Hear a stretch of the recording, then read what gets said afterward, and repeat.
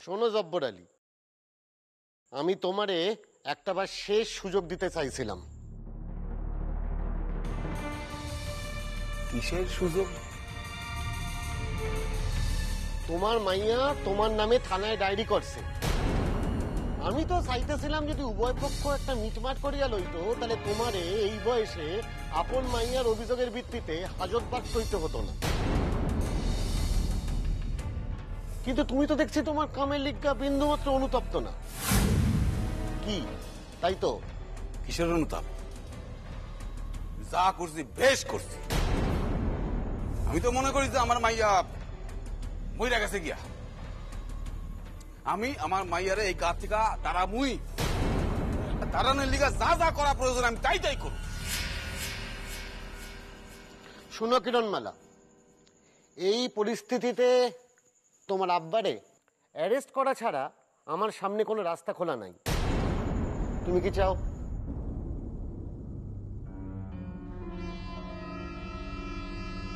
আমি চাই জব্বর আলী নামে লোকের উপযুক্ত শাস্তি হোক।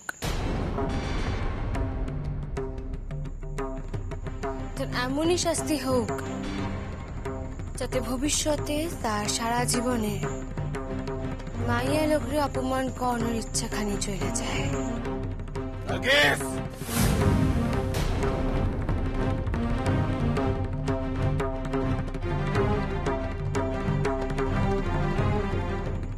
নার্গিস মইরা গেছে,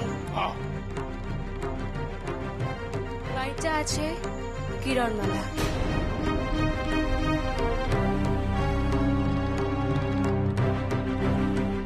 নার্গিস রে তুমি মেলা অপমান করছো, এমনকি তারে তুমি দুষ্কৃতীদের হাতে তুলে দিতেও দ্বিধাবোধ করো নাই। তারা নার্গিসের মায়েরে ফেলাইতে চেষ্টা করছিল,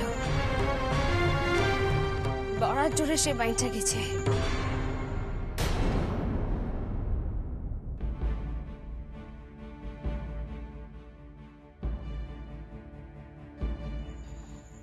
সেই নার্গিস রে কিন্তু কিরণ মারা মায়েরা ফেলাইতে পারছে জব্বর আলী।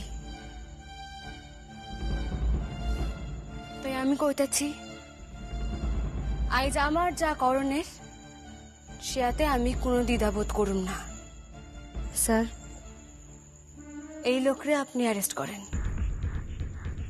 না না না না না না না না না না না না না নার্গিস, নার্গিস তুমি কিন্তু আগুন লেখাইতেছো কিরাম? আমি আমি আমি আপনি এবং আপনার দলবল পানি লইয়া তৈয়ার থাকেন জব্বর আলী। স্যার, আমি এই যাসি। এসো মা, এসো। ধন্যবাদ স্যার, ধন্যবাদ। খুদা হাফেজ। খুদা হাফিজ।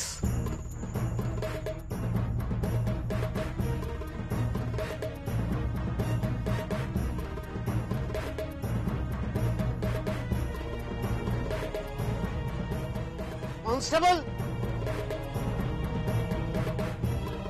একে লইয়া লকাপে যাও। আমি আমি আমি আমি আমি আমি দান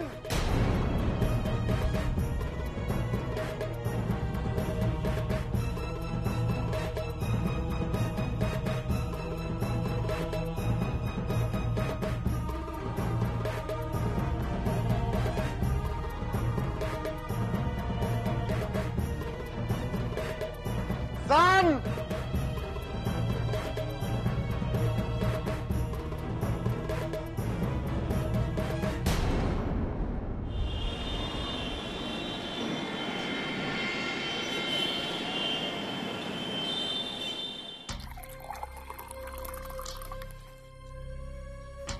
এই কাজটা করে তুমি খুব ভুল করেছো সৌম্য। আমি তোমাকে আগেও বারণ করেছিলাম। এই একদিন বাদে হুট করে তুমি ওই কাবুল শেখ নামের একটা দুষ্কৃতীর কথা শুনে তুমি যেরকম একটা বিচ্ছিরি কাণ্ড করে ফেলবে, এটা আমি স্বপ্নেও কল্পনা করতে পারি। আরে এটা তো ঠিক যে একটা মেয়ে তার উবে যেতে পারে না। আরে কি আশ্চর্য! একটা কথা আমি কেন বোঝাতে পারছি না তোমাদের, যে রঞ্জা এই বাড়ি থেকে চলে যাওয়ার সময় একটা চিঠি লিখে গিয়েছিল যাতে এই বাড়িতে ও আর ফিরে আসতে চায় না। এই সম্পর্কে ওর কোনো বিশ্বাস নেই। তাহলে ওর জন্য হঠাৎ কেন এত ক্ষেপে উঠেছে আমি বুঝতে পারছি না। একটা মানুষের মন চলে গেলে তাকে নিয়ে তুমি থাকতে পারবে? এই কথাটা তোমাকে আগে আমি অনেকবার বুঝিয়েছি, কেন তোমার মনটাকে তুমি কন্ট্রোল করতে পারছো না?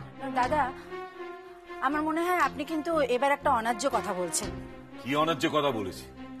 না দেখুন, সংসার করতে চাইছি না সেটা একটা কথা, কিন্তু একজনকে ঠকিয়ে মিথ্যে কথা বলে আরেকজনের সাথে নোংরামি করতে যাওয়াটা বোধহয়। আমি একটা কথা কিন্তু আগেও বলেছি, আবার বলছি, রঞ্জা যদি আমার সঙ্গে বা আমাদের সঙ্গে থাকতে না চাইতো আমার কিছু বলা ছিল না তাতে। কিন্তু ও আমাকে ঠকাবে কেন? কিসের জন্য? আমি কি করেছি? ও যদি আমাকে ঠকাতে পারে তাহলে আমিও ওর মুখোশটা টেনে খুলে দিতে পারি, আর তার জন্য আমাকে যতটা নামতে হবে ততটাই নামবো। একটা অভিযোগ আনলে সেটা প্রমাণ করতে হয়, জানো তো? আমি তো বলছি আমি প্রমাণ করতে পারবো, প্রমাণ আছে আমার কাছে। তুমি কিচ্ছু প্রমাণ করতে পারবে না, কারণ তুমি কিচ্ছু দেখোনি, তুমি কিচ্ছু জানো না। তুমি অন্য একটা লোকের শোনার কথার উপর নির্ভর করে এসব বলছো আমাকে, আর সেই অন্য লোকটা কে? একটা দুষ্কৃতী যে সারা জীবন রঞ্জার ক্ষতি করেছে। সৌম্য, এসব ছাড় সৌম্য। জানি তোর ওপর খুব অন্যায় হয়েছে, কিন্তু সেইটা ধরে বসে থাকলে তো জীবন চলবে না। না, যা হয়েছে সব ভুলে যা, জীবনটাকে নতুন করে শুরু কর। আমি বলি কি, একটা ভালো মেয়ে দেখে বিয়ে কর না। মানে যদি বলিস তো আমরাও চেষ্টা করতে পারি। কি বলিস কিয়া? না মা, আমি জীবনে আর যাই করি না কেন বিয়ে আর করবো না। ও মা, সে আবার কি কথা?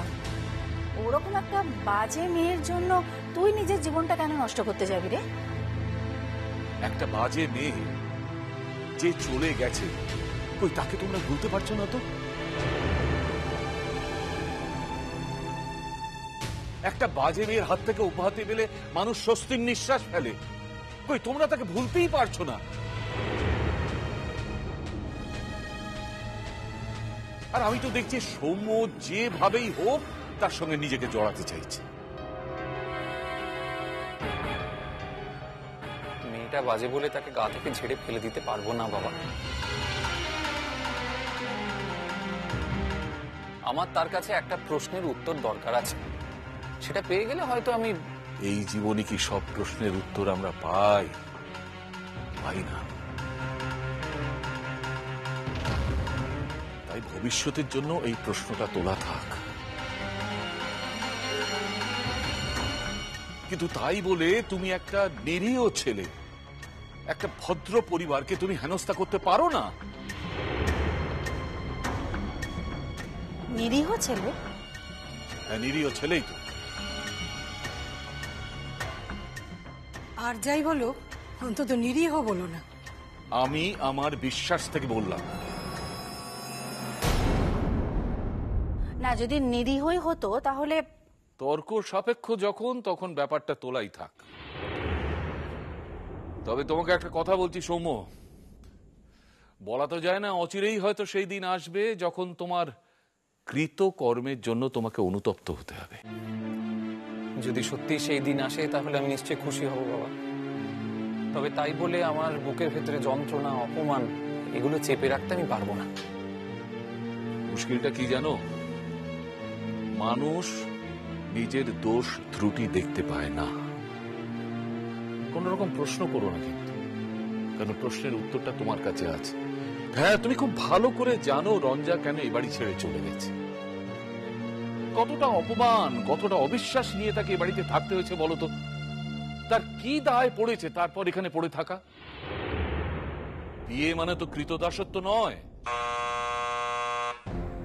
কে? দাঁড়াও, আমি দেখছি।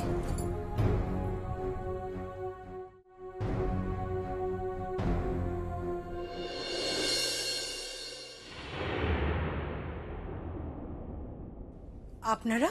সৌম্য আছে বাড়িতে?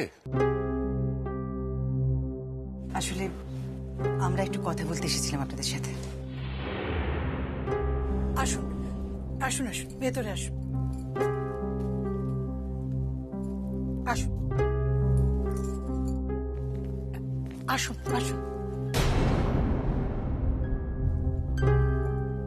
ভেতরে আসুন।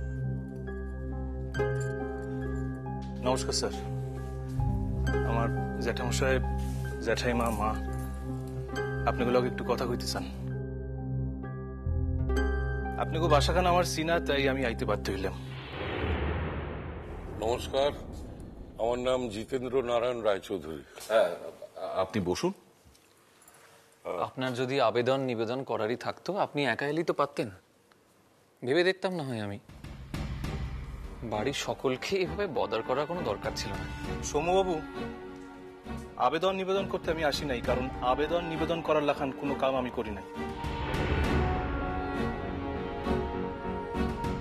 আসলে আমাদের আসতে হয়েছে, মানে আমাদের পরিবারের কোনো মানুষ এমন কোনো হীন কাজ করতে পারে না যার জন্য তাদের থানায় যেতে হয়। কাল অবশ্য আমি থানায় গিয়ে ওদের সঙ্গে কথা বলে ব্যাপারটা মিটিয়ে এসেছি।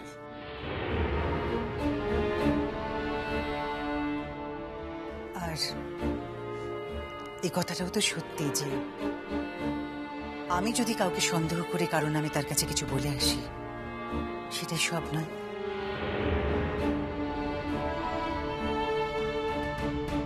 যার কাছে বলা হলো তাকে প্রমাণ দেবারও একটা দায় থাকে।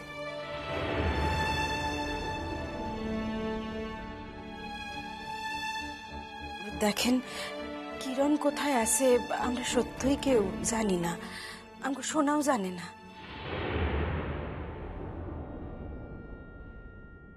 আমার বৌমার বাচ্চা হইব আর কয়দিন পর, শোনা হন সে লয়ে ব্যস্ত, এই সকল কথা ভাবার সময় নাই তার।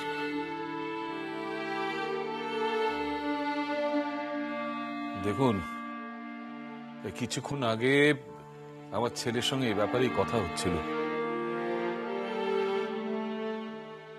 আসলে ওকে কেউ বলেছে যে সূর্যর সঙ্গে রঞ্জাকে একসঙ্গে দেখা গেছে।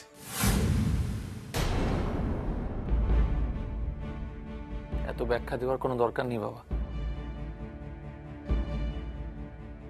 আছে বাবা, দরকার আছে। আজ আমরা তোমাদের সঙ্গে বোঝাপড়া করতে এসেছি।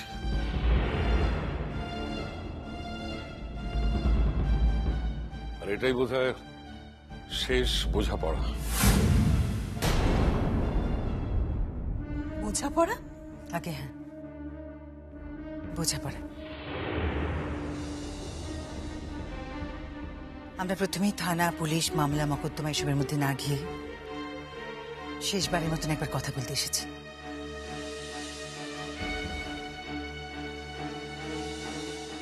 দেখুন, আমাদের পরিবারের একটা সম্মান আছে।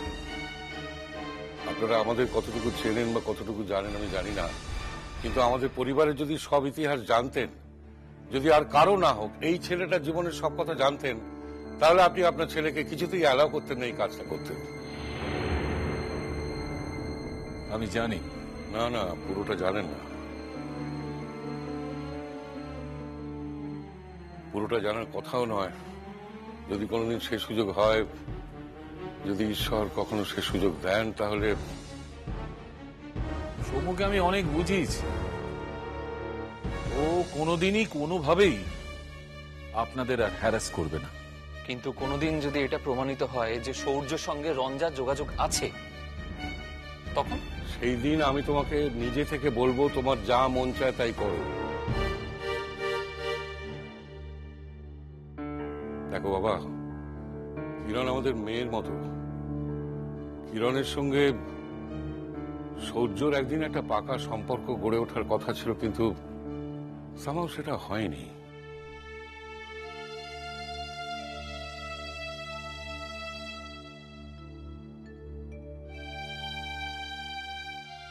কিন্তু তোমার আর কিরণের যখন বৈবাহিক সম্পর্ক তৈরি হলো, তখন তো আমরা তোমাকে আমাদের অন্তর থেকে গ্রহণ করেছিলাম।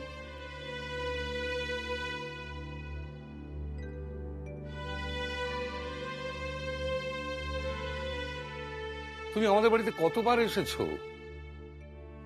সেই তুমি কি করলে না, সূর্যর বিরুদ্ধে গিয়ে থানায় অভিযোগ করে এলে।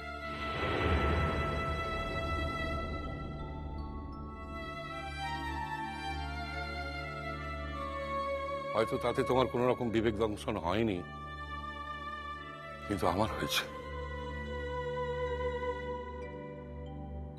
আমি তোমার এগেনস্টে মামলা করতে পারতাম, কিন্তু পারিনি। কারণটা কি জানো? কারণটা হলো কিরণ তোমাকে আমাদের সঙ্গে পরিচয় করিয়ে দিয়েছিল।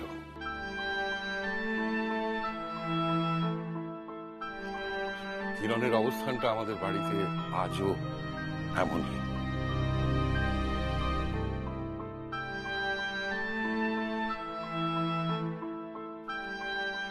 তাই আজ এসেছি তোমাদের বাড়িতে, তোমার বাড়ির সব লোকেদের সঙ্গে কথা বলতে। কিরণের অবস্থানটা আমাদের বাড়িতে আজও এমনই।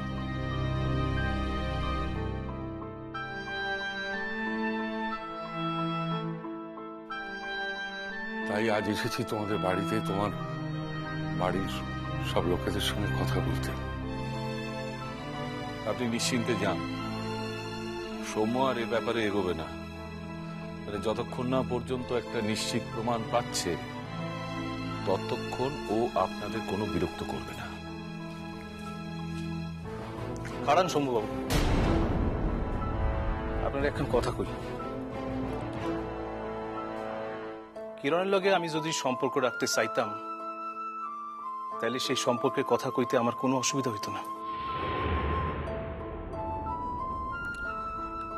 আর শম্ভুবাবু, আপনি কিরণমালারে বিয়া করছিলেন ঠিকই, কিন্তু তারে তার যোগ্য মর্যাদা টুক দিছেন কি?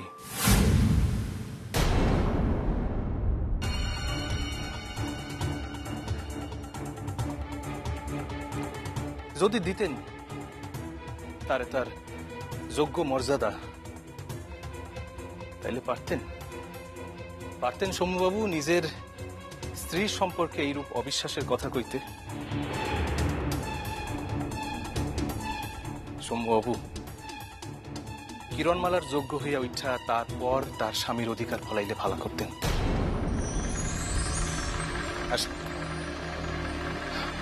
জ্যাঠামশাই, চলো।